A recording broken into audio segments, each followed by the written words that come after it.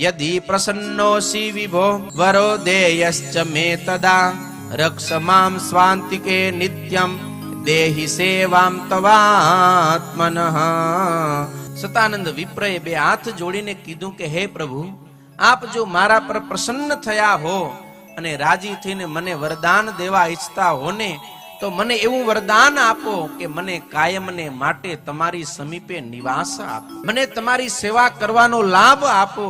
આવી અદ્ભુત માંગણી કરી છે. ને આપણે પણ આ શીખવા જેવું છે કે ભગવાન જ્યારે પણ આપણને માંગવાનું કહે, આવા મોટા સંતો કદાચ આપણી સેવાથી રાજી થઈ અને માંગવાનું કહે ને, ત્યારે શું માંગવું જોઈએ? ક્યારેય પણ લોભમાં આવીને આ લોકના તુચ્છ પંચ વિષયના સુખને ઈચ્છવાની એ ના માંગવા. પણ ભગવાન કે મોટા સંત જ્યારે રાજી થાય ને, ત્યારે માત્ર એમની પ્રસન્નતાના ચરણમાં પડ્યા રહીએ ને, આવી આપણે અદ્ભુત માંગણી કરવી.